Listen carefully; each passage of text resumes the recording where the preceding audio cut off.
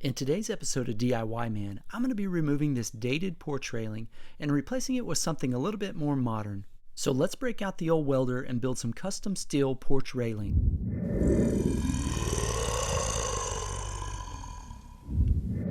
Now, as you guys are probably already aware, here on DIYMAN, I mostly do a lot of woodworking projects, but I also get a lot of requests for custom metal work.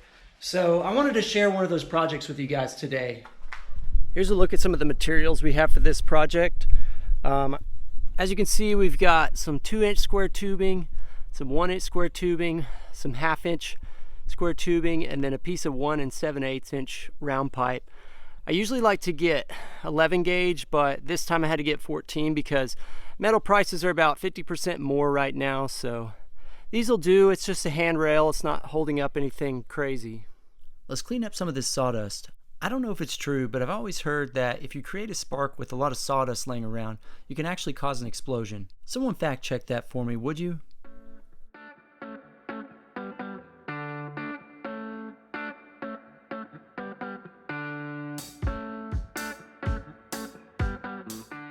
To build the uprights for this porch railing, I'm going to be using 2-inch square tubing.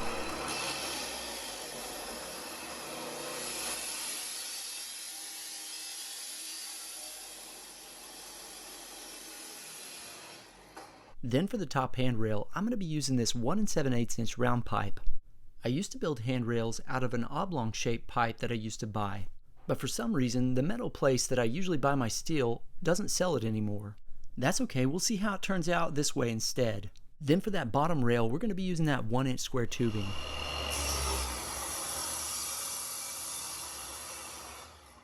Now I'll go ahead and mark the bottom and top rail every 4 inches. That way I can evenly space these little balusters. I guess you still call them balusters after they're welded on. I'm not sure. Anyways, I'm going to be using that 1/2-inch square tubing to make these.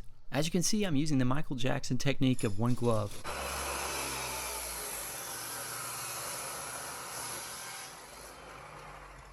Now that we got a bunch of these cut out, we're ready to assemble. Alright, let's start this puppy up. Oh man, my battery's dead. Never fails when you got a project going. Something always messes up. Now as you can see here, I'm laying out a little bit of scrap metal underneath this porch railing when I go to weld it.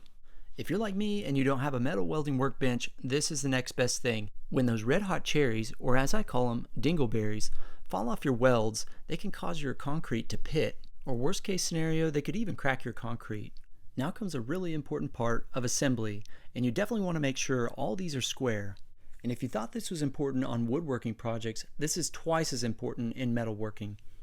Now as you can see, I'm attaching those 2-inch pieces of square tubing on the sides there with that round pipe on top and that 1-inch square tubing on the bottom. And those 1/2-inch pieces of square tubing, those are the ones that are 4 inches apart. Now something really important I want to mention here is that I'm not actually welding everything in yet. I'm only putting really small tack welds on everything right now. And for me, this is the #1 rule in fabrication. If you don't follow this rule and you go and weld one side and the other side hasn't been tacked yet, it's going to warp on you. To attach the bottom of this porch railing to the concrete porch, I'm going to weld on some 3-inch strapping. Then I found these nice little caps to go on that 2-inch square tubing. Now we'll go ahead and weld those on real quick. These aren't quite as important to follow the tack weld rule. You can just tack one side, then weld the rest up.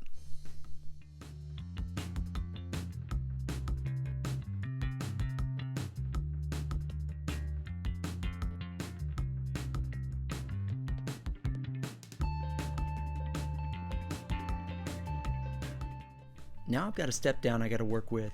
I'm going to temporarily attach some 1/2-inch square tubing here. And what I did was I measured how much that step dropped from the top of the porch. Then I'm going to place that 2-inch piece of square tubing where it needs to go in relation to that upper rail. It's really important to get these 1/2-inch temporary pieces really square.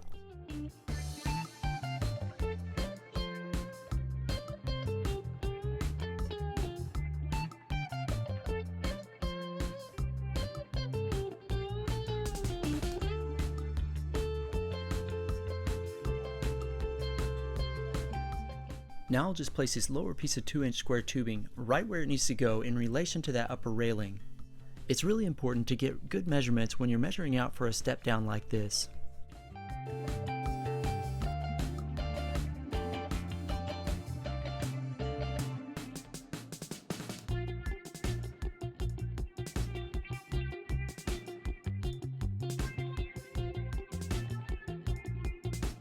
Now I'll just set these pipes where they need to go and mark them.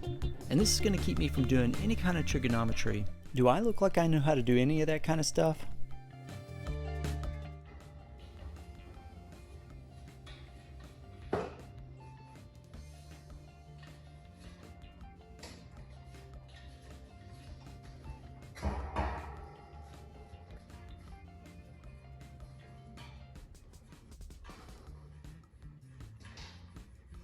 Once we get these marked, we'll go ahead and cut these pieces out.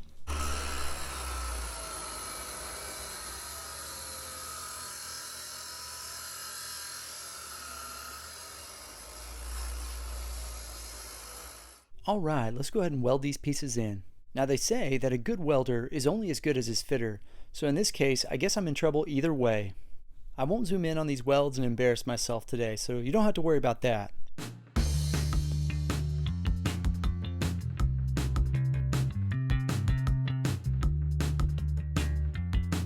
Once I have the main part of the frame in place, I'll go ahead and remove these temporary pieces.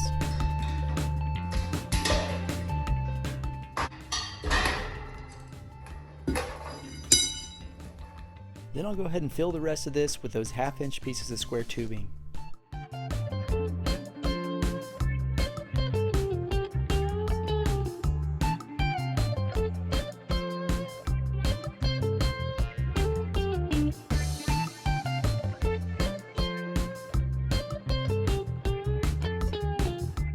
Now that I've got everything tacked together, I'll go ahead and do all the welding.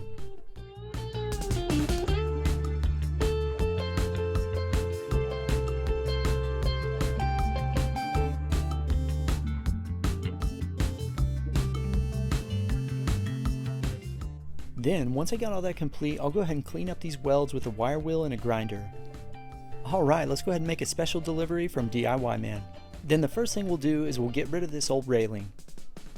You'd be surprised at how stuck some of this old stuff is sometimes. And to be honest, some of the craftsmanship of some of this old stuff is so much better than what we have these days. That's probably another reason why it's so hard to get out.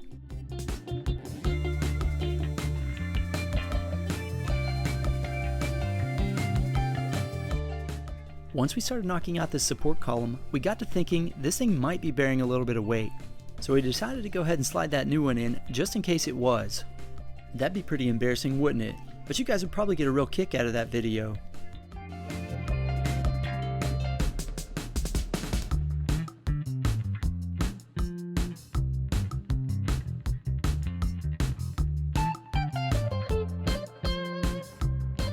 So to attach this railing to the house, I'm just using some really long wood screws.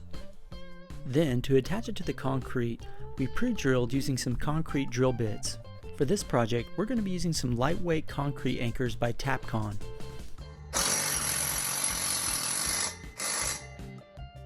Then comes everyone's favorite part of painting.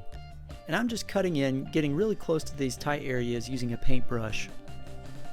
Then when it comes to painting the rest of this thing, I like using a paint mitt like this one.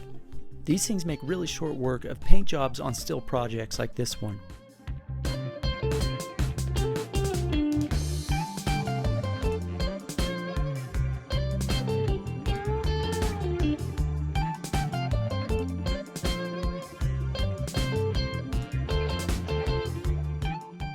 And that's all there is to it on this project. And this new porch railing really made this look like a completely different house.